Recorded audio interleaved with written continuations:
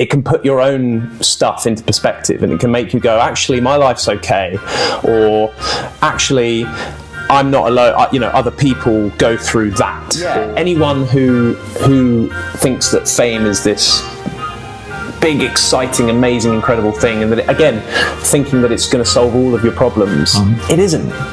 To me, my body just did not deal with that anxiety well at all, and it got to start justifying things, and you start, no, I'm fine. It's but I wasn't at all.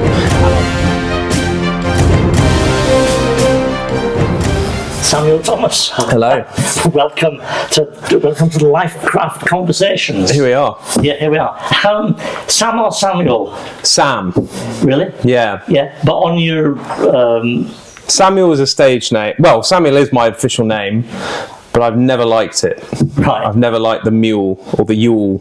I find it. I think it's one of those names that lends itself to being in trouble.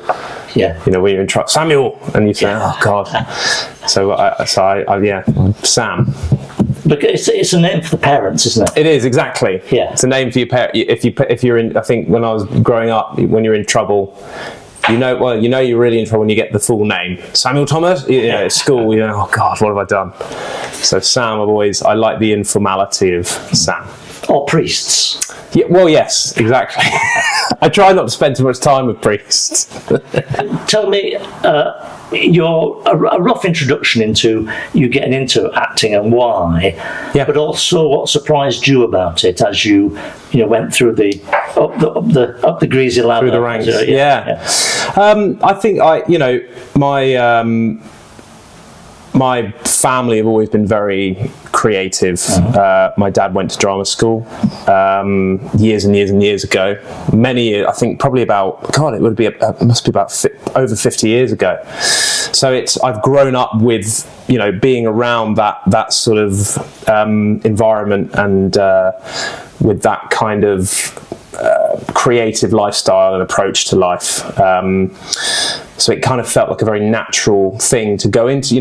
I was that kid at school that every so often I'd be taken out of class early to go up to London to go and see a show, or every Friday night we'd sit down as a family, and back when Blockbuster and Love Film was a thing, we'd watch the latest film that we'd ordered, and so I guess it was drilled into me. And then I discovered that I loved doing it, doing Amdram, doing school plays, drama at school.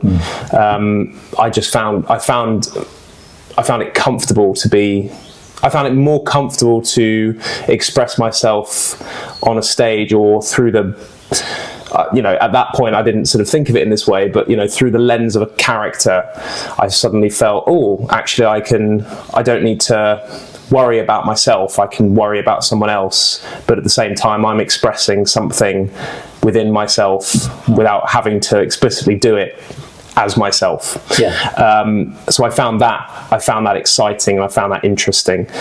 And then I went to college, and then auditioned for drama school. Very luckily got in first year. And then did 3 years and worked really, really hard and pushed and struggled like everyone does at drama school. And, you find yourself and you have all sorts of first time experiences, being away from home, meeting new people, all of that kind of thing. And then, I was very lucky. I pretty much straight out of drama school went straight into an acting job. And then it kind of just kept going from there on. And you ask, about expectations. I think that the big expectation was I wouldn't get into drama school first time, because the typical narrative is, I think people like Judi Dench and Gary, it took them seven attempts to get into drama school, and so you think, right, well that's I'll audition, and then I'll probably won't get in, and then I'll go away for it, have a gap year and do the travelling thing, and then I'll try again. But I got in straight away, and it was like, oh, okay. And then again, when you go through drama school, you're constantly being told and constantly being reminded it's a really tough profession, and it's going to take a while for you to get your first job, and you're very unlikely to be kind of going from job to job to job. but that did sort of happen. I graduated, and within about, I think, 6 weeks, I was into a job, and then I got another job whilst I was still doing that first job, and then whilst I was doing that second job, I got another job, and so it kind of just rolled on and on and on and on. And so, I guess for a while, in my head, I was going, "Oh, I'm an exception to a rule. This is incredible. I'm just sort of consistently working."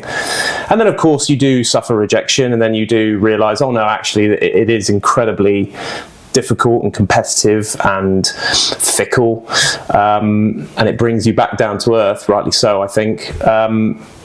But it's, I have been very, very lucky in my career so far. I've been working now for 10 years, and I have worked with some amazing people, and I've had the opportunity to work in some amazing places and with amazing people and play amazing characters. And yeah. You said early on, very early on, you're going to be an actor probably, and that you were not often, but infrequently taken out of school. What was that? Was there a sense there in which you were being? Was that a positive or a negative? Did you feel as though you were an anomaly or anything like that? Oh, good question. Yeah, it is interesting because I think at that time, sort of, and that would have been, I don't know, maybe sort of like 11, 12, 13, around that time. I think it's it's an even more difficult time now in the age of social media, and that wasn't a thing for me. Yes. And so, yes, I did get the teasing and the bullying, and occasionally of being the drama boy and theatre boy. And this was back in the day where it was, being called gay was an insult and all of that kind of stuff. And you kind of just. Yeah, but I think even then I didn't really care, because it was something that I loved, and I loved it too much to care about other people saying, "Oh, why are you doing that's girly," or "That's what gay people do," kind of thing. It wasn't something that bothered me because I loved it, and it was interesting, and it was exciting, and actually, in a way, being the anomaly, it made me feel like I had something that other people didn't, and it made me feel like I had something interesting to say about myself. I remember when I was at college, right before drama school, we had someone come in from, I think it was Central School of Speech, and very well known drama school. And they came in to do a kind of an audition chat, audition masterclass, talk about what the expectations are from someone auditioning, and what the environment will be, and all of that kind of thing. And I think one by one, we were all asked, why do you want to audition for drama? Why do you want to become an actor? Yeah. And he said that will be one of the main questions that you might get asked in your audition, because it's quite an important question for a drama school. And I think I said something along the line, I distinctly remember saying something along the lines of, well, being an actor is an opportunity to let go of your own stresses, strains, to kind of drop any sort of self-consciousness about your own stuff, and actually occupy the perspective of somebody else and explore their stresses and their strains and their proclivities, or whatever it is. And I remember the guy at the time saying, all that tells me about you is that you're a very stressful, anxious person, and you might not be suitable for drama school training. And I look back on that now, and I think that's a really unhelpful response, and actually a really incorrect. Cheers, mate. Yeah, thanks, mate. Thanks for the positive boost. But actually, I think that was a really unhelpful and unhealthy response to that, because I think there is something very healthy about letting go of yourself for a little while and seeing the world through another's eyes, and because actually what it can do, it can put your own stuff into perspective, and it can make you go, actually, my life's okay, or actually, I'm not alone. Other people go through that, or oh my God, I thought my problems were bad. Look at the guy I'm playing. Look at the stuff that he has to go through. And so actually, I think it's a very healthy way of putting things into perspective. And in some ways, dealing, it can help you deal with your own stuff, because it's allowing you within a safe environment to express something that you might not otherwise feel safe expressing as yourself. And so, having a character, having a sort of a filter, if you like, to explore certain things and to explore certain emotions that you're not quite confident enough to explore in your own life, I think is a very healthy thing. Sure, I think you can probably tip into an unhealthy place. People like Daniel Day-Lewis, Philip Seymour Hoffman have often given, well, obviously Philip Seymour Hoffman's no longer with us, but I remember listening to certain interviews where, talking about struggling to drop a character and struggling to come back to a sense of reality and really being stuck in that kind of mindset. And I guess there are certain instances where actors have used, method acting as an excuse to behave appallingly. People like Jared Leto sending used condoms to his castmates when he was doing Suicide Squad because he wanted to get into the Joker. You kind of go, it's not really necessary though, is it? It's not. So I guess yes, there can be an unhealthy side to that, and ultimately yes, you have to deal with reality, and you have to deal with your own life. But I think actually you can deal with real life. You're just dealing with it through the lens of someone else. And you're still yourself, at the end of the day, you step on a stage or you step in front of a camera. Yes, you're wearing a costume and people are calling you a different name, but I'm still Sam, I'm still me. I'm just exploring somebody else's instincts for a little while. And are you though? I mean, I remember them saying, who was the guy in Succession? The method actor there. I can't remember. Is it not Kieran Culkin, is it? No, the other one. Oh God. But he used not to. Sure. We'll remember him in a minute. Yeah, we will. It'll fly. It'll come. If I had more money, I'd have a whole battery of backroom assistants. You'd have a producing team. Yeah. On Google. They'd be Googling. Chat GPT. Yeah. There you go. They'd be Googling it now. That's it. It begins with a K. Kendall. Oh, yes. Yeah. What's his actor name? Oh God. They said though that, I don't know, I'm sure it is. I read though that he really was, big time, full immersion into his part. Sure. And didn't come out of it for struggled to break away from that. Well, I don't, whether intentional or not, but yeah. Certainly. But sorry, what my question was really, are you 100% fully immersed in that person? I mean, or does it depend on how good the role is that they've given you? Maybe sometimes you're sat on stage and you're thinking about your holidays or whatever. Oh, I mean, and let me tell you that's more often than not. Of course it is. When you're doing a long-running show. Yeah. I think it's different. It's slightly different in film because you have a scene, and unless it's a big action scene or it's a really complicated multiple character scene where it might take hours or days to get the coverage, if it was just a scene like you and me talking right now, you might get that done in a couple of hours, and the likelihood is you're not going to ever come back to it. So you're doing it once, and so it's much easier to just be fully in that because it's all happening there and then. Whereas when you're doing theatre, you're doing that every single night. The same lines, the same blocking. Yes, the energy is going to change, and there's going to be you're going to be finding new things, but ultimately the bare bones of it, you're in the same building, it's the same scene, it's the same lines, the same cues. It's all happening again and again and again and again. And of course, there will just be times where you're knackered, or you're hungry, or you had an argument with someone earlier in the day, or whatever, your partner's pissed you off, or whatever it is. you're going to be bringing that into you, and you're going to be sat on the stage going, "Oh God, that was so ridiculous. That argument was so ridiculous. Why did we, And you're delivering this monologue, and you're thinking, God, I'd love a cheese sandwich right now, And occasionally it will happen. Yeah. It will happen. You're doing Macbeth. You're doing Macbeth, and it's all really, and you're thinking, oh God, is this we're not allowed to say Macbeth, are we? No, well, we can in this environment. You can't say it in a theatre. Oh, is that what it is? That's it. The Scottish play you have to say when you're in a theatre. But we're quarantined here. But we're okay here. This is safe. Or maybe it's if you're doing some major soliloquy or something. And Hamlet. You're thinking about your to be or not to be, sandwich, and you're thinking, oh God, I'd love some chocolate. I mean, listen. When it is an amazing thing, and I think this is what I love about acting is.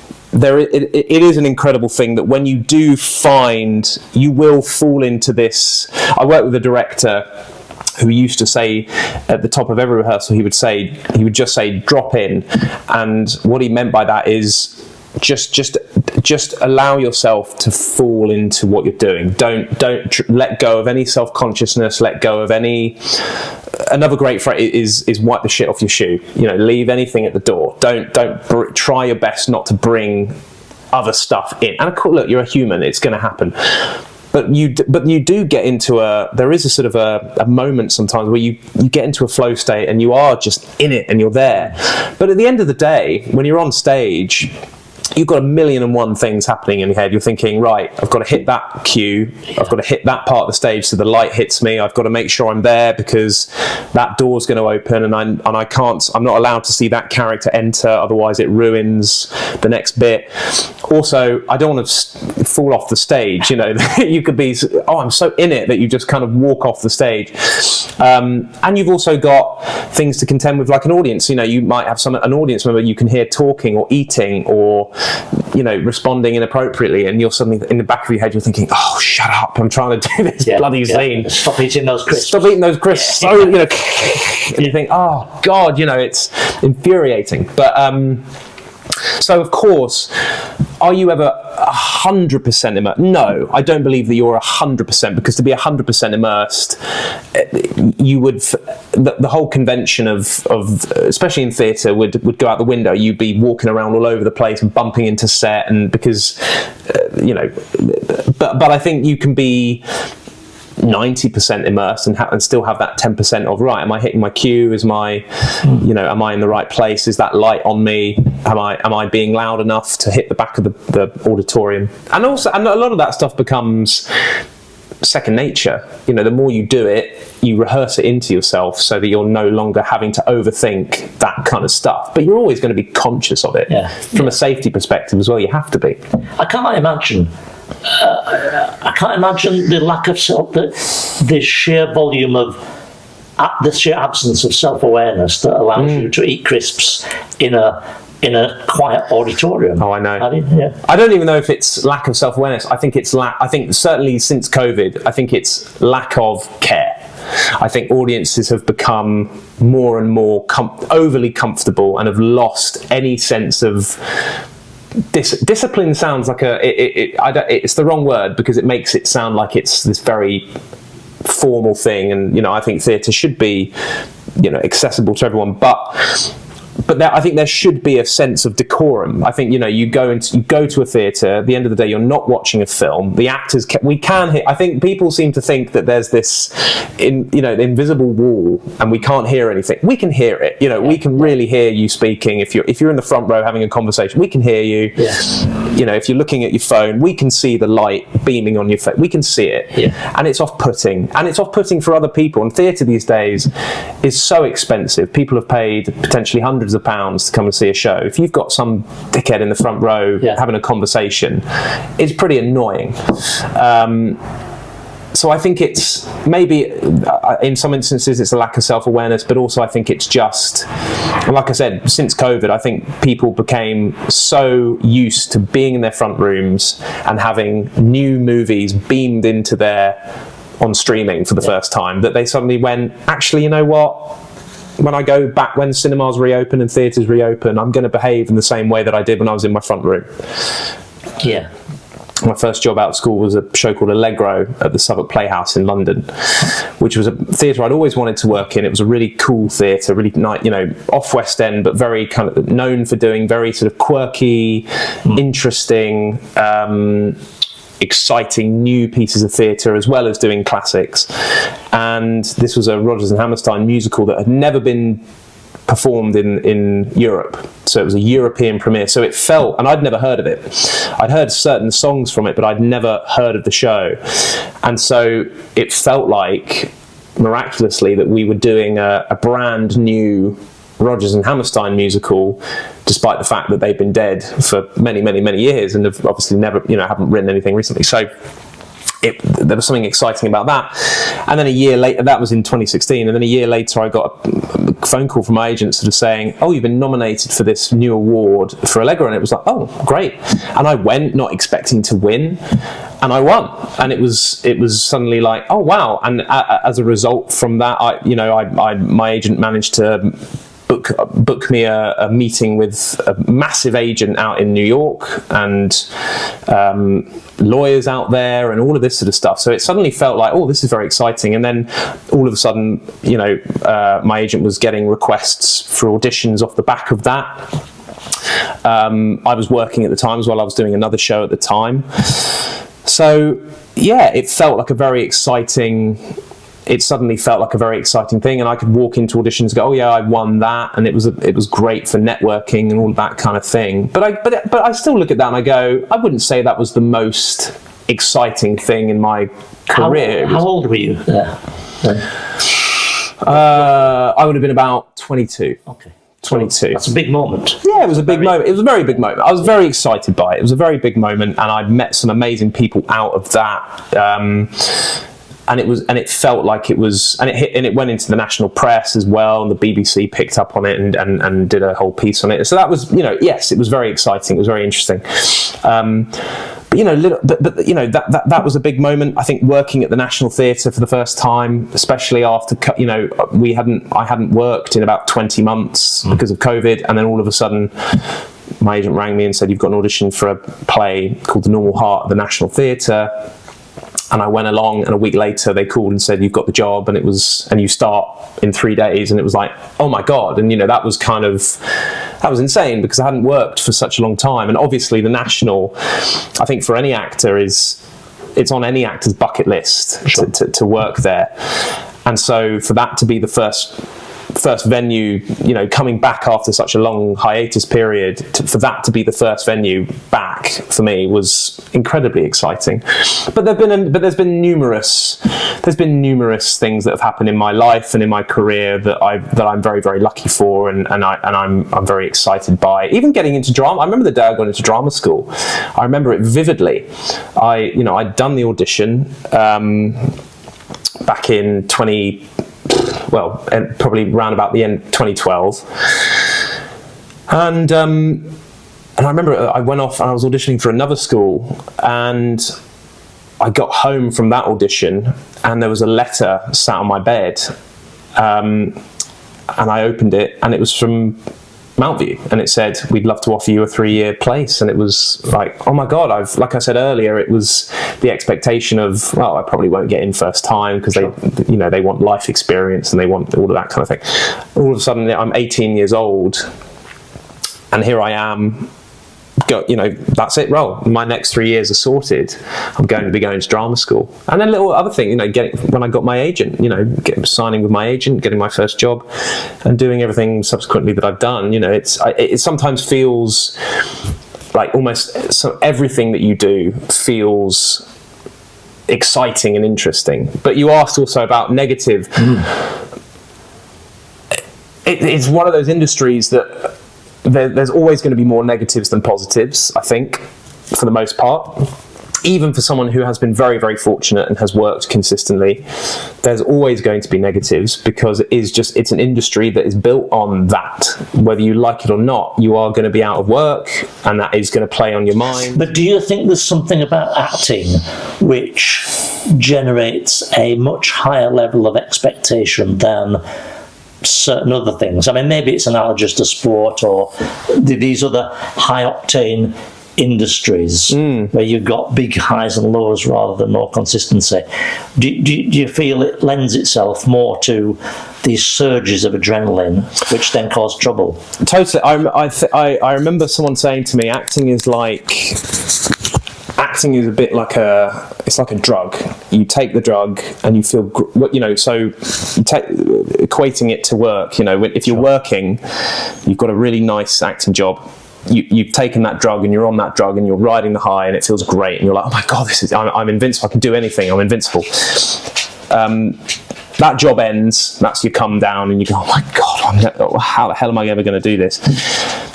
And part of you goes, maybe I should get off this ride. I can't, I want stability in my life and I want to know what I'm doing from, year to year or week to week, month to month, whatever it is.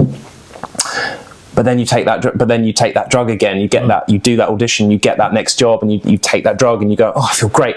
And so it's that you are constantly riding an adrenaline high and you continue to convince yourself that actually, no, I need to stay in this. I need to keep taking that drug. I need to keep doing it because it feels so good when I'm on it. Yeah. And actually the downtime, I'll deal with it. Even though, there will be times where the downtime is longer than the previous downtime. Back in 2017, 2018, I got my first play on the West End for a year, comedy about a bank robbery. And it was really exciting because the first thing I said to my agent was, I don't just want to do musical theatre, I want to do everything. I want to be, a crossover actor. I don't want to pigeonhole myself. And all of a sudden I get this play and it's a year contract in the West End. It's a massive company, really popular. And it was like, oh my God, this is it. Here we go. And also I was like, right, I'm in this play for a year now. I want to get in really great shape. I want to sort myself out. I'd probably spent, a couple of years out of drama school drinking far too much, eating far too much, and not really burning it off. So I was, So you mean physical shape? Physical shape. Yeah. I'd say mentally, I was in very good. I was absolutely fine. I was in a very healthy, happy relationship. I'd been consistent. I hadn't stopped working, so I was like, what, life is great. I had where I was living, I had wonderful housemates in London, and it was all very exciting. It was all great, and I was happy. So I decide, right, I want to look a certain way because it's going to help with casting in the future and all of that sort of stuff. I'm in this play for a year now. I'm going to use that year to really do that. And so a friend of a friend is a personal trainer, so I got in touch with him and I said, right, I want to sort myself out. I want to look better and all of this sort of stuff. So I got into that. And like I said before, I go full ham at everything. I don't just do, not half measure, straight in. And I think like a lot of people who do that, and I think, who get into the kind of the fitness world and the health, and certainly within the creative industry, there is a real tendency to go far too far with it, and you become obsessive and you become completely driven by it. And I certainly did, and I think I developed a very unhealthy relationship with food and exercise and all of that sort of stuff, and it kind of drove me to this very isolated and anxious, stressed out state that I hadn't been in previously. I think I'd always had the tendency to do that. I've always been someone I'm a bit of a workaholic. Sure. I'm someone who's I love to work. My brain needs to be busy all the time. I stresses me out if I wake up and I go, oh my God, I've got nothing on the calendar today. I have to have something that I'm working towards.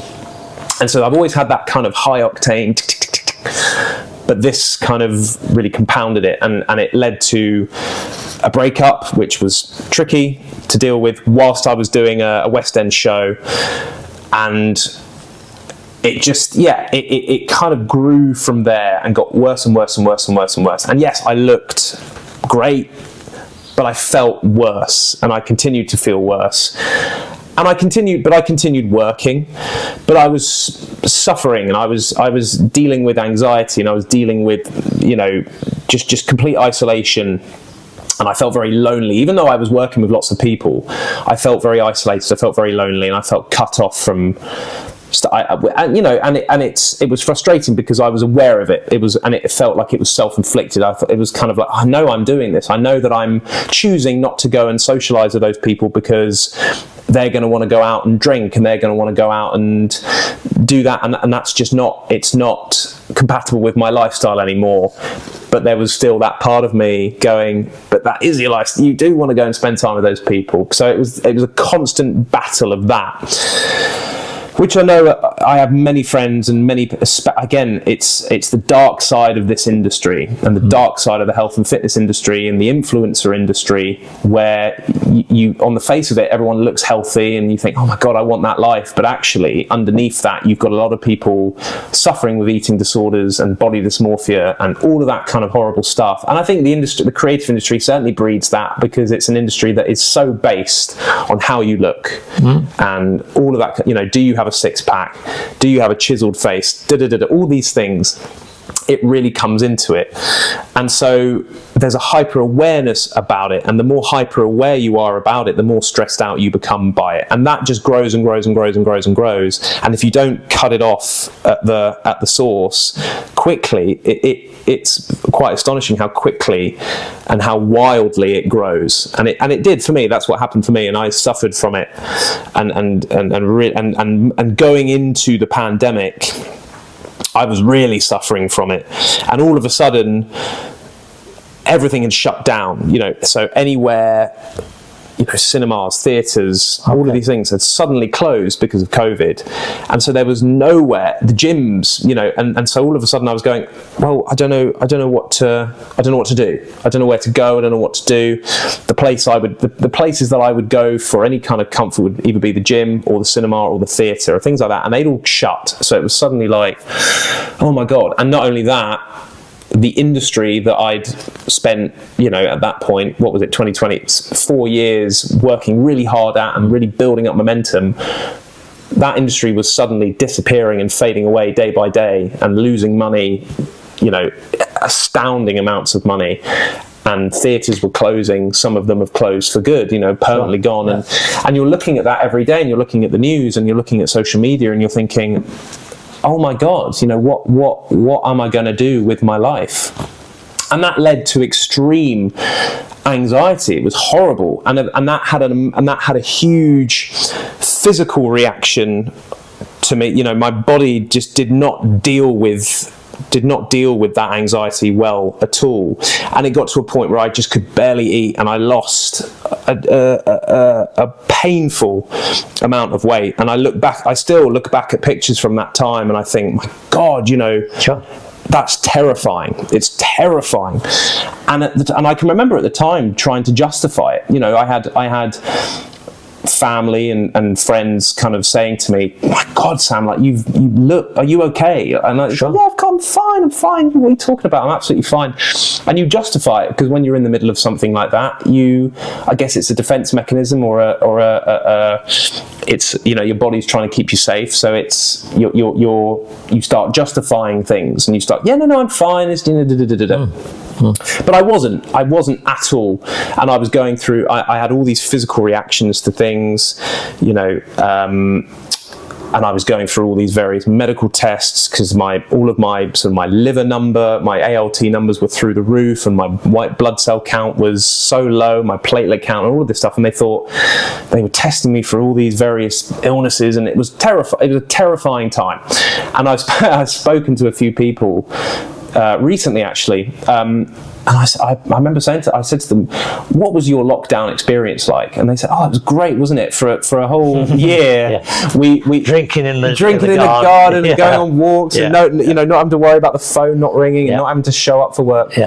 And they kind of go, "How was it for you?" And I go, "I was a nervous, horrendous wreck, and it was awful because we were stuck and I couldn't do anything, and it was terrible, a horrendous experience." And it's still, when I look back on that time, it's still, my spine just kind of stiffens up because it was a deeply uncomfortable experience. Sure. So eventually, after that, I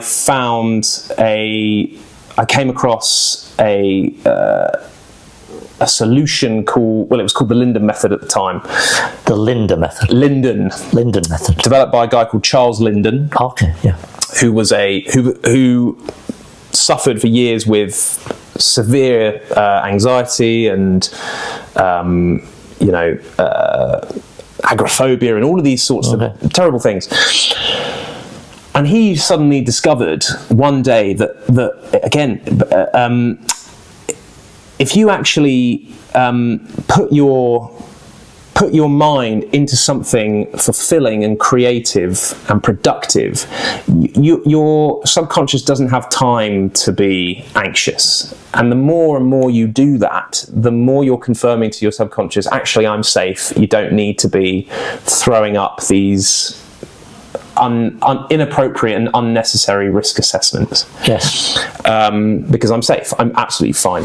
And of course, it's difficult because obviously fear is a natural response that we all have and need. We need to feel fear because if we were in a burning building and we didn't feel fear, we would all just burn to death. It's a survival mechanism that we need. But we don't need to feel the same way that we would feel if we were in a burning building when we're just sat watching the television on a Friday evening with a glass of wine and a bowl of popcorn. We should feel safe. But there would be multiple times, certainly during that period, where I would be sat at home of an evening watching the television and my brain would be telling me there's a tiger in your front room and you need to get out. And that's where it becomes unhelpful. Mm-hmm. And so I went through that process of therapy and I eradicated it and I got rid of it, and all of a sudden my sleep improved. All of a sudden the whole food thing that melted away and faded away. I developed a much healthier relationship with my body and with my health and with people and socializing and all of that sort of stuff. So that's the nice positive light at the end of that tunnel. But it certainly was a very, very, very, very long tunnel. 5-6 years worth of tunnel and it was pain, and it was very, very painful to go through that. Very, very painful. Yeah. But you do learn something from it. You do come out of it, and you learn something about yourself. And I think you become stronger, and you become more resilient to certain things. I think, and it allows you as well to help other people who are going through similar things, because you can offer a support that you may not have been able to offer previously, I suppose. I'm not suggesting you did, but did you ever feel a point at which there was people who you knew who did not have your best interests at heart? That's interesting. Because the reputation of the acting profession is there's a lot of kind of. It's a dog eat dog world. Dog eat dog. Absolutely, yeah. I think, interestingly, it's a weird thing to say, but I think I was going through these problems, the real bulk of these problems, at probably the perfect time when we were in a lockdown, and so actually I wasn't confronting all of these issues whilst trying to be an active actor. Yeah. So I wasn't auditioning. And I wasn't sort of socializing and networking with people whilst I was going through all this stuff. We were stuck at home, so I guess I didn't have to worry about that. But when you are in that state, there is a part of you that starts to distrust nearly everybody, because you do work yourself up into a place where you stop trusting doctors, you stop trusting these people who who suddenly profess to have an authority over certain things, because, especially at that time as well, because they didn't know, because I was having all these physical reactions, really bad sort of irritable bowel and all of this sort of stuff, which is a very common reaction to anxiety, because what they often say, you fight, flight, and your gut is your second brain, and all of this sort of stuff. And because it was such an intense reaction, and I was losing all this weight, and I was feeling, really physically feeling it, and they were putting me through all these tests, but all of these tests were coming back health, you don't have this, you don't have that, you don't have this, you don't have that. You do start to distrust these, you do start to go, I think they're trying something on here. They're trying to sabotage me. And you start to sort of, it's almost, it's like a conspiracy theorist's brain. Well, what if it's a government thing? And what if they're all trying to, what if it's, the government trying to control us? And what, I'm not saying it went that far, but there is a part of you that sort of starts to drop into that kind of,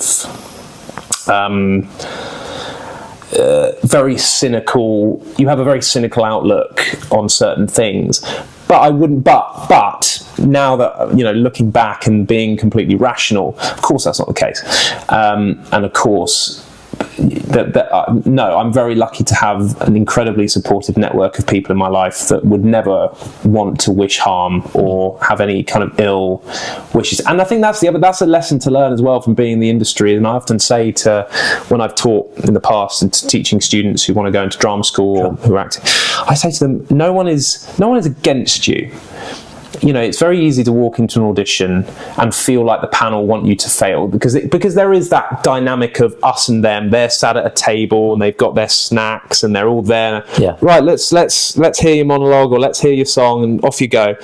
And it does. And I think you suddenly feel very exposed and you feel very vulnerable. But at the end of the day, they want you to be good, and the reason they want you to be good, they don't want to have to pay more money, or they don't want to have to waste another day auditioning a load of other people. They want to get that role cast quick so they can just get on with it and get it done. And so actually that whole feeling of, oh my god, everyone's against me and everyone wants, it's a self-fabrication. And I guess, look, of course I'm sure there are instances where you might walk into a panel, into an audition, and some of the casting directors or whoever might be trickier than others, and I've had my fair share of experiences where you walk in and you think, oh, they're not even looking up from their notepads, they don't give a shit. But for the majority and for the most part, they are fully there on your side, and they want you to be good, they want you to do a good job. So the real charlatans are, I would say, the media, the press, paparazzi. Those are charlatans. Those people are charlatans. I had a very brief brush with that side of things because of a relationship that I was in last year, and I got a taste of what it is like to be followed by paparazzi and to be written about and have no control over what they're writing about you, and have no control over what pictures they're taking about you. And they will write, and you realize very quickly, these people don't have my interest at heart at all. Those people, the only interest they have is making money out of a story, and they will go to whatever length it takes to get that story, and they will do whatever it takes to get the best possible picture to fit that story so that it fits their narrative, and so that they can sell more papers and they can get more viewers online and all of that sort of stuff. So that I would say that, and I would say in terms of an industry, and the thing about, that doesn't happen to everybody. That is a small percentage of people in this industry that it happens to, but it is a possible consequence of being working in a public job like that. You can potentially open yourself up to that. So it's a very odd thing, and I've never really understood the whole celebrity thing. It's not something that I'm not someone who really, I don't care about it. It's not important. It's a strange thing, isn't it, really? It's a very strange thing. When you break it down, it's just being known by lots of people. And that's not degrading. I think here's the thing: you do a job. you're acting and you're a really good actor and you become famous because of it. That's fantastic. That's fantastic, and you're famous for your work, and it's brilliant, and that's really fantastic. What I don't understand is then the fascination that people seem to have with that person's life, personal life. We want to know who you're dating. We want to know what you had for breakfast. We want to know what car you're driving. And possibly worse, enjoyment in the negative side of it. Well, that's the other thing, is taking pleasure. And that's what we would get a lot of. It's kind of like, why do you want to comment on two people's happiness and sort of seek to burn it down just because one of them is famous? Yeah. Why? Weird, isn't it? Yeah. Focus on yourself and worry about yourself. But again, the press will love to push and find new stories to write and new angles to tell and new photos to get. Yes, yeah. And you just have to, eventually you get to a point where you just go, sod it, who cares? Yeah. Who cares? And I didn't care, because that wasn't what I was interested in. You love someone, and that's what you care, that's what you think about, and anything else you kind of, it's background noise, and you get on with it. But it's a good job that you were by that time resilient enough to deal with it, as opposed to in a more vulnerable I think place. had it been COVID time, had it been that period of time, that probably would have been a very difficult. That would have been messy, wouldn't it? Yeah, because they were writing articles about me. They did a whole hit piece on who is Samuel Thomas, who is this person, and they obviously were scrolling through Instagram and going on, like, Googling me and finding out bits of information about me, and they wrote a whole article. Oh, he's worked here and he does this, and oh look, and he's into health. They did a whole health and fitness article about me, and they found all these pictures of me, in the gym, and they were like, do you want to look like and all of this stuff, and it was like, bloody hell, like, what it was that was a very strange. And obviously I had mates texting me and calling me, being like, you're being talked about on Lorraine, and you're in the news, and you're on my phone, and you're being followed by photographers and all of this stuff. What is happening with your life? And it was like, some people would envy that. They would, and they would be foolish to. Yes. They would be really foolish to. I think everyone thinks that everyone assumes that acting is this big glamorous thing and everything. And look, there is a glamorous side to it, of course. You watch the Oscars, you look at red carpets, and you think, well, that is quite glamorous. But even there, most of the time, those actors are starving because they haven't been able to eat for about 7 hours. They're holding in a pee. They've all got to look, every time the camera comes, they've all got to look happy, even though they've just lost. They've all got having a great time. And it's there is a sort of a falseness to it, and there's a sense of show, and there's a sense of you're not fully being yourself. You're being a character in many ways, and it's the same thing when you're being followed by paparazzi. You're very aware. Well, there's a photographer. I need to. I can't look. You have to put a face on. And so I think, anyone who thinks that fame is this big, exciting, amazing, incredible thing, and that, again, thinking that it's going to solve all of your problems, it isn't. Yeah. It isn't. You're still a human being, and you still have those problems. And actually, sometimes those problems, you can feel even more exposed, because you walk through a shopping centre, or you walk into a restaurant, you walk through wherever, and you're suddenly very aware that people are looking at you, and people are kind of commenting, and that's hard. And if you're dealing with insecurities at the time, those insecurities suddenly feel very, very at the surface. No. By the way, you mentioned something there about having a wee, having a pee on stage. So what's the longest? I don't know. You have a fun fact here. Go on. We can look it up. I don't know. Yeah. What's the longest period anybody has to spend on stage in any kind of? I don't know, maybe somebody will put in. You mean what's the longest amount of time someone has to go without peeing? Yes, on the stage. Gosh. I mean, I have no idea, by the way. I know. People may write in. They will write in, and they'll pinpoint an exact moment. Yeah. The actor James Norton, who became famous for Happy Valley. Oh yeah. He did a play called A Little Life on the West End back in 2023, and it was I think overall it's about, the whole play is about 4.5 hours. Yeah, and he's on stage all the time. He's on stage the entire time, and he's type 1 diabetic. Wow. And so I was listening to an interview. I don't know if you listened to the podcast Off Menu with James Acaster and Ed Gamble. I highly recommend it. It's very funny. But he was on there and he was talking about his diabetes and how he has to control that. And he was saying, doing that play, you're non-stop go, and it's a very heavy play about self-harm and suicide and all this very, very intense stuff for 4 hours. Very, very dark. I haven't read the book, but the book is apparently incredibly bleak. And he said, there would be points on the set where he would have sugar stashed, and he would have insulin injections stashed, and he would, and also he's got is it a DEXA scan or whatever it's called? On his arm. Reading his blood sugar at all times.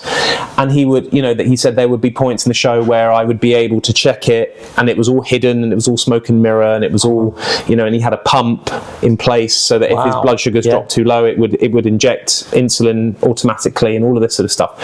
So I guess it's the same question of, in terms of peeing, it's a funny thing when you're on stage. It's a really weird thing. Before you go on, you could really, really need it. And and actually, this happened to me the other day. This is not a pee myself story, don't worry. But we were. What's his face? Hugh Jackman Bradley. did it. No, I was thinking Bradley Cooper. Oh really? Yeah. Oh yes, on in Star is Born. Yeah. Pretty Woman. Yeah. Yeah. Love that film, by the way. It's a great film. It's a brilliant film. That's another thing we should discuss. Film. We're getting ready to open the show that I'm doing at the moment, 101 Dalmatians, the musical, and we're opening at the Hammersmith Apollo for the summer, and we had our final rehearsal room run through the show the other day, and do you want to do a little pitch to camera for that? A little plug? Yeah, do you want to plug it? Yeah, the Eventum Apollo at the Hammersmith in Hammersmith. It's 101 Dalmatians the musical. We did a UK and Ireland tour last year, 2024, and we're transferring for 6 weeks. Come and see it. It's starring Sydney Christmas, Jeff Brazier, Aston Marigold, and me, and lots of other amazing, wonderful cast. It's a great fun show, and we're there for 6 weeks. Our first preview is the 18th of July until the 30th of August. So there you go. How was that? Excellent. Is that a good plug? Yeah. That lad. There we go. Thousands. That will bring him in. Yeah, bring him in. That will bring him in. So, but no, the incident. My quick story is we were getting ready to do this run, and I thought I had time to go and have a quick pee, but all of a sudden our stage manager said, "Right, please can we get into beginner place to start the show? Here we go." The producers were in, the writer was in, all these people were in to watch this run, and it was like, oh my god, I'm not going to have time. And my act, you've seen the show, my act, I don't stop, and so I was like, I'm not going to be able to, and I really need to pee, but I don't have time now, and I'm not going to have a chance. The minute that you start, it goes out the window. You're not even thinking about it, and your body just the function of it just ceases. And you suddenly, and actually I went through the entire thing. I did all of Act 1.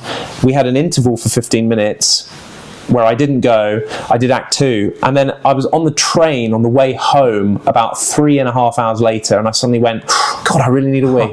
So it's a really strange thing, and it's an adrenaline thing. But I do know. I mean, I guess it depends how bursting you are. There is a story that Hugh Jackman was doing. I just knocked that on it. Hugh Jackman was doing Beauty and the Beast on stage and Broadway, I think. And he was playing Gaston, and he really needed a wee, and he had this big note at the end of this song, and he thought, I think if I go for this note, I'm probably going to wee, but I haven't got a choice. I've got to sing this note. And he sang the note, and sure enough, it all came gushing out. It let it all out. And it was there. So I don't know what we'd have to Google what the record is for longest. That's a heavy symbolism there, isn't it? When you hit the high note, you hit the high note, and the low note, and you release. There's something to be said, you want your body to be fully relaxed, and he achieved it, and so good on him. But I touching wood, I have not yet peed myself on stage, and I really hope that I don't. I think bomber pilots have these things that they Yes, wear. I'm sure. Now we have lady bomber pilots. They have some. I can't remember what it's like called. A shiwi kind of thing. A shiwi. Yes. It is a like shiwi. a funnel with a bat. I've seen them. Yeah. Yeah. They have awful. Like you think the motorman's friend for men. Yes, absolutely. And the shiwis for the shiwi. Don't know how we got onto this, but it's no. We were talking about music, and now we're onto urine. Yeah. Well, it's a natural progression. It's a natural progression, of course. Absolutely. Music. So, music. Yeah. You are. I believe you're nearly self-taught. Pretty much. Yeah. I had piano lessons when I was about 7 for a number of years, and then got bored of ABRSM scales and and doing that. So I gave up, and then I was like, what do I want to learn next? Oh, I'll learn the drums. Great. So I got a digital drum kit and learnt the drums, and I was like, oh, great, fantastic. And again, I got bored of just learning paradiddles and right, fine, move on. What do I want to learn next? Oh, the guitar. So I got an electric guitar, had lessons, got very bored of just scales and pentatonic scales and all of this, gave up, and then went, oh, you know what I actually want? I really want to be a song. I really want to write songs, and I really want to be able to accompany myself and play. I'm going to go back to the piano. So I just self-taught myself, YouTube, reading, going online and going, oh, how do you play a C chord? How do you play a C minor? What are these notes? And just, having a piano and just getting a Sharpie and writing on each note on each of the keys and all of that sort of stuff. And then just kind of over time just got better and better and better and kept going and kept teaching. Do you have do people have, in general terms, and do you have a particular type of either personality or brain that determines that you do seek out music playing? Oh gosh, I think probably, yeah, I must do. I know I've definitely got a creative, but I don't have an academic brain. I don't. My brain is very creative. I want to be creating, and I have this constant desire to create and play music, listen to music. Yeah, but everybody wants to listen, don't they? Kind of like that's. I suppose so. Yeah. I mean, But I suppose it depends what kind of listener you are. I suppose you've got people who listen to music because but then you've also got people who listen to music and analyse the music. Right. What's the chord? What's the chord progression there? What instrument? How has it been orchestrated? How has it been arranged? What's the harmonics? What's the what key are we in? What time signature? All of that sort of stuff. You start to unpick something because it's so fascinating, and it feels music. It becomes. I don't want to say it becomes something that you analyze, because that takes away what music really is. But you can't help. In the same way that when you're an actor, you go and watch a show in the theatre. It's impossible for you to just sit there and just watch it. You are going to be watching and thinking, that's an interesting, how is he doing? Yes, what's he doing to achieve that performance? Or, that's interesting. They've got that light, and and how do they do? And because it's occupational hazard, right? So I think it's probably the same with music. You can't help but be thinking about those sorts of things. Different to words. Music is a universal language. You can go anywhere in the world and play the same song and people will connect to it. Whereas, if someone from another country, if you don't know that particular language and they come over and they start speaking it at you, you can probably pick up on the general tone of it, but you're not going to know the specifics. Whereas if you play a piece of music, you can hear the changes in the music, you can hear what the music's doing, and so it is a universal language that we all speak, and we can all have, we can all pick up on rhythm and beat and melody and harmony and all that sort of stuff. So I think there's definitely some kind of dopamine rush, isn't there, when you strike a chord on the proper. Literally, I don't know why. I don't know why. I've heard it explained, but I've forgotten. Right. I wish I remembered it so I could. Why music has such a profound effect? No. Why chords? Why an octave is 8, for example? Oh, okay. Right. What is it? It has something to do with like resonating through the air or whatever. Sure. I don't know. Sure. But why are octaves in 8s? Right. why is that? And why does it sequence? But because it does sequence in that way, it gives the brain some kind of dopamine rush when it hears when it hears harmony, and then when it doesn't quite hear harmony but realises something interesting is going on, like a minor chord, or a dissonance, or absolutely. Well, dissonance is kind of some kind of different thing, but like a minor chord is really an unusual kind of thing that interests the brain. Well, it's that thing, major and minor. We associate major with happiness and positivity, whereas minor we immediately think sadness. Oh right, I've never thought. Because it's the light and the dark. I guess it's and you have relative. Of course, you have relative major and minor. So every major chord has a relative minor, and vice versa.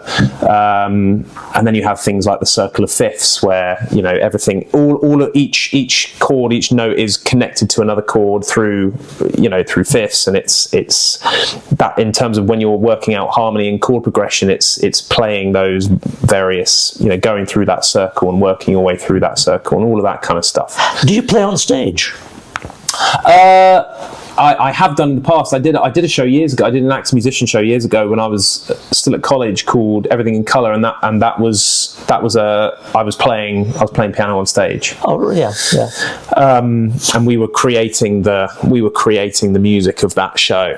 So we had people playing guitar, I was playing piano, people playing cajon and all that sort of stuff. You and I have had this conversation before about on film, where people pretend to play the piano and aren't doing. Yes. And it, amongst many things, it sends me crazy. Oh, absolutely. Because you can tell, and it's not just about the weight and it's whether you can tell even in their heads, strain in the you just know they're not playing the piano. Absolutely. It sends me crackers. I will tell you that. Well, you saw that there is a moment in the show I'm doing at the moment where someone plays the piano, but they're not playing. It's a real piano, but I'm not coming. I'm not. I'm just ridiculous. I'm not. It's a trigger warning. They need prosthetic arms. That's it. Yeah. Yeah, that's it. But it is that thing. You can tell.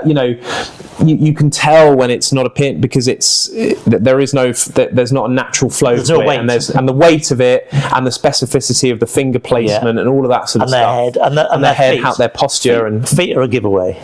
Totally. You see their feet, and their feet are like just inert. Totally. Yeah. It's the same with a guitarist, though. I think if someone who doesn't play the guitar and they're not, their fingering is all wrong and they're just kind of doing this, and it's and you think, oh God, stop it. Stop it. Please stop. Any instrument, I think that's you can always pick up on fake. Yeah, but that's why I like people like Lady Gaga, because she is actually she's really playing. She's very good, isn't she? She's really brilliant. Really talented. Fantastic. And people, singer-songwriters are brilliant. There's another bloke. Was the guy in Django. Jamie Foxx. Yeah, he's a very good pianist. Yeah, he's really good. Yeah, and people like what's his name? Jeff Goldblum. He's good, isn't he? Proficient, jazz pianist and all of this sort of thing. So there's all these musicians kind of dotted around the world who you never realise. Another a really interesting one, Jonathan Bailey, who I actually worked with before he became a big kind of Hollywood superstar. I did a show called The Last 5 Years with him years ago. That was my third job. He's a lovely, lovely guy, and he's kind of gone from success with Bridgerton and then Wicked, and then he's in the new Jurassic World with Scarlett Johansson. Right. And and I didn't know this. I knew that he played. I think it's the oboe. I did know that he played, but I was watching an interview and he was saying he got invited by Alexander Desplat, who wrote the score, to play the oboe in the orchestra for the film soundtrack.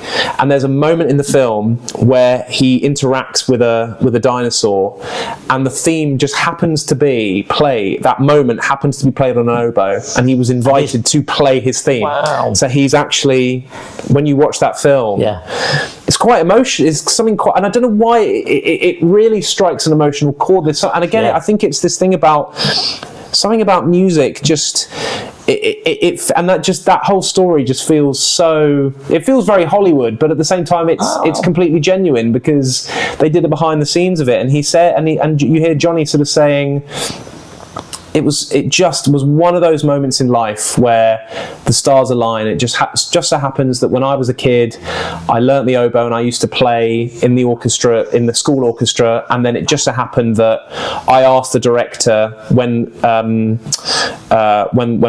they were doing this, can I go to one of the sessions to watch? Yeah. I used to play the oboe, I'm really interested in it. And it just happens the director mentioned to Alexandre Desplat, Johnny plays the oboe, and he was invited into the orchestra. And then he just said, listen, Johnny, I have actually written a solo for your bit, and it's played on the oboe. Do you fancy it? And it was like, yeah, count me in. Yeah. So it's really, it's quite an esoteric instrument to choose, isn't it, the oboe? Well, that's what I mean. It's kind of guitar, is it? You kind of think, wow, yeah, the stars are really aligning there. Yeah, it just so happens that, And also oboes, it feels to me as though it's the kind of instrument that you would attract dinosaurs with. It's kind of, don't they have one in King Kong? Isn't it kind of maybe the kind of the guy who summons King Kong? Yes. When Fay Ray or whatever is and he has a big. It's not an oboe, but it's a kind of something. It's a bit like an oboe. Some sort makes of. a kind of. It might be hooting noise. Yeah. No, but it's really. It adds to the emotion of that moment. Always attracts dinosaur. Always Yeah, that's it. The velociraptors. That's it. Yeah, it's the big. What are the big ones? Are the long necks who eat grass? What are those called? Brontosaurus. It's those, but they've all. It's a weird film that it's all about these They've all mutated, and so they're these supersized. They always do. Even more so. They always mutate. They always have to mutate. Everything. They have a third arm, another arm, another neck. Yeah, it's always. And it's this bit, and it is just this moment where he's kind of right at the foot of this thing, and he's kind of rubbing its foot, and then you just hear this, and because I'd watched that interview before I went into the cinema to see it, I was waiting for it, and it got to that bit, and he starts rubbing and sure enough you hear it, and you go, wow, he's playing that, and that's a really cool but nothing ever comes good from rubbing the foot of a dinosaur. Never rub a dinosaur. Just a warning to our viewers. That's never ever. Don't ever rub. First of all, don't resurrect dinosaurs. And then don't rub their feet, whatever you do. In any way, shape or form. Yeah. But music, yes. Music has always been a huge therapy for me. It's always, in the same way that film has always been a huge therapy for me, because it's just a way of. I think the wonderful thing about music is you can sit down at a piano, and I've been playing a lot of guitar recently, but you can sit down at either. And you could be there for hours and not even know about it. You could be there for 3 hours and suddenly go, oh God, oh God, I'm hungry. Oh Christ, it's 8 o'clock. And I think that, and if you have something like that in life, that's a wonderful thing. Having something that you can do for a huge amount of time and not even realise is a pretty good indication that it's a good thing, I think. Do you ever do that thing like when you're driving down the motorway? Not that this is to be recommended. Yeah. But when you drive down the motorway and you zone out. You zone out. You don't remember any of it. It's terrifying, isn't it? Yeah, but then I could do that with playing music. Yeah. You can play for like 10 minutes and then you don't remember any of it. No, but you've just been playing and you're in a flow state. You don't remember any of it. You're in a flow state. It's weird, totally. But again, you asked right at the beginning about are you ever fully 100% immersed in acting? There will be those occasions where you're in that flow state and you're in a scene. And if someone said to you, "What just happened in that scene?" you just go, "I don't know, don't remember." Yeah. Don't remember. You're just doing it, and that is that's where you go. Oh yeah, that's the feeling. That's what you want. You want to have that sense of like, I'm just doing. I'm not thinking. I'm not self-conscious. I'm just going. Do you like? I saw you in. I think it must have been Dalmatians. It would have been Dalmatians because you had a dog puppet on your arm. Probably. Oh, yeah. And I thought that was really brilliant. And I think you are you may not agree with this, but I think you have a comic element to you that is your, I won't say your forte, but it's pretty. I think you do comedy very well. Thank you. Do you not think that yourself? Do you not? Yeah. I mean, zany comedy. Actually, I'm thinking now, because I thought when you played that guy with the big specs and the dog on his, he had big spectacles, didn't he? Maybe not. Maybe no. But in the show, just to give context, I play a character called Tom Dearly, who is, if you know the film, the original film, the film with Glenn Close. I'm the Jeff. Oh my God, is Jeff? Oh God, Jeff, incredibly famous American actor, Jeff something. Jeff, that's going to fly into my brain. Jeff Daniels. Jeff Daniels. Yeah, of course. I play that character so it's Roger and Anita Darling in the film. Yes, yeah. In our version, it's Tom and Danielle, and I'm a fashion designer who's trying to work for Cruella de Vil. And so I own Purdy, one of the dogs, and then Danielle owns Pongo, and we meet and fall in love in the park, and then it all ensues. But at the beginning of the show, there is this scene that is set in a pet rescue centre where Danielle works. And that's the first thing we see. And it just so happens that theatre being what it is, I'm playing one of the Alsatian dogs in the cage. And so I've got this big Alsatian puppet. And we're singing this opening song, and I'm doing all of the, all of this sort of stuff. And actually, it's a really interesting puppetry, because I was having this conversation with a wonderful member of our Emma Thornett, who plays Purdy, and she's a wonderful actress, wonderful puppeteer. She's done a lot. She was in Warhorse. She's done all these big puppet things. These are the people who did the whole Warhorse thing, no? Yes. So the Jimmy Grimes, who designed all the puppets for Warhorse, he's designed all of our puppets. So the puppets are incredible. Even when you're on stage, there are moments where you genuinely convince yourself that I'm having a conversation with a dog. It's unbelievable, and there's so much life to them.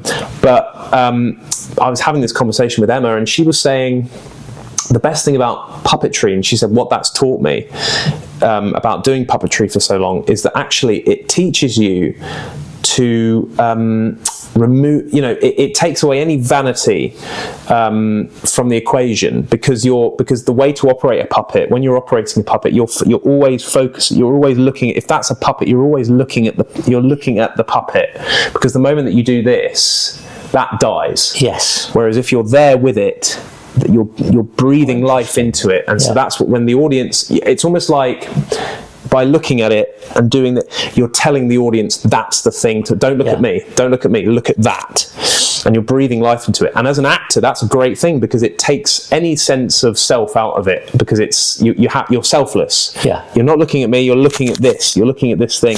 Here we go, we've got a lovely prop here.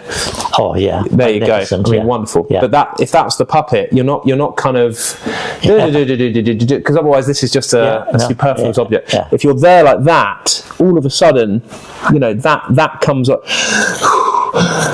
You're breathing with it. Yeah. It comes alive all of a sudden. It has done for me. There you go.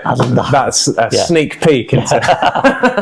And I'm not a proficient puppeteer by any means, but my whole point of it is that what I have learned from doing the very, very tiny amount of puppetry it's one little scene that I do, and then I'm into Tom, and then I play Tom, and I'm playing a human for the whole show. What I have learned is actually, it takes the onus off of yourself, which is I think is a healthy thing as an actor. You trying to removing the idea that you're performing your ego, absolutely, and you're taking away that sense of, here I am, look at me. You're taking that away, and actually you're not asking the audience to look at you, you're asking the audience to look at your character, and you're asking the audience to go on a story and go on a journey with that character, not with yourself. And I suppose relating that to music, I think this is why, again, music can be a lot easier to express certain things than saying it, because it's a way of taking the onus off of yourself. And I remember, again, referencing Ed Sheeran, but it's he once said, you know, the interesting thing about music is when you write a song, when you first write it and no one else has heard it, that's your property, that's your song. The minute you release it, you're acknowledging the fact that that song has now become everyone's property. Yes. So that particular song has become someone's first dance at their wedding. That song has become, or that same song has become a funeral song, or it's become, you know, a song that's playing in a pub when you go on your first date with the love of your life, and all of a sudden that's now your that's your song. Or it's the song you listen to. It's the song you listen to when you go to the gym, or the song you wake up to with your alarm, or it's your ringtone. It becomes the property of other people. And so I think that's what's wonderful about music, is that it can be a deeply, deeply personal, expressive thing. But the minute that it's out there, you know, people are listening to it, it becomes something completely different, and it can be interpreted in any way that you want, and it can be used for any purpose, and it kind of takes the onus off of you. Whereas if you're standing there just saying things, that's a very one and done specific thing, whereas music kind of has this ability to transcend, I think. One of my lecturers at university back in the day had the same view of novels. And he had a very famous quote that went something along the lines of, all the time a novel is being written, it is part and parcel of the author, but the moment it moves out into the world, it begins its journey of itself and by itself, an interpretation as an entirely different entity. Totally, that is, like you said, the property of the world. Totally, yeah. Same with film, I guess. You know, often you hear directors, you know, certainly directors like Tarantino and Jordan Peele. You know, people are always going, so what did that? You know, in Pulp Fiction, the gold, when he opens the case and the gold, like, what is that? Is that Marcel Wallace's? Is that his soul? What is that? And he goes, what do you want it to be? Don't know. I'm not going to tell you. Yeah. It's something for me, but if you think it's that thing, cool. If you know, and I kind of love that there is this sort of, you know, I've made this film and I've explored this. You know, David Lynch is famous for it. You know, he doesn't ever explain anything. You know, if you are, I think there's a really famous BAFTA interview with David Lynch. Rest in peace. Who, you know, the interviewer asks him, "Can you explain Eraserhead? Can you go into?" And he goes, "No." Yeah. No, I'm not going to explain it for you. It's what you know. I've made a film. You watch it. You take what you want. You know, and I love that it's. I think that's art, right? I think there's a flip to that story where. You're probably too young, but there was a long series called The Prisoner, right, with Patrick McGoohan. Do you remember that? I know of it, but I've not seen it. There was a remake made, but it went on and on and on, and everybody was waiting till the final episode to see what the explanation was. Yeah. And then he got so bored with doing it, I think. Right. Maybe doing him any justice, but I think it's right. He got so bored with it, he just made some. He just ended it. Some completely. He dies. Non-specified kind of ending, really to unsatisfying. And all these viewers were just left completely unsatisfied. Absolutely. Yeah. But I think that's true. But I don't know. I think it's the idea that filmmakers don't owe audiences an explanation all the time, and actually sometimes things can be left open to interpretation, and I kind of like that. I kind of like that, especially now we live in a world where we want everything instant. We want to see cause and effect immediately. We want to do something and see how that what it relates to. But I remember speaking to a casting director who has cast me a couple of times, and I'm very fond of. And she said to me, "You've always got to think about every audition. You're not just auditioning for that specific thing.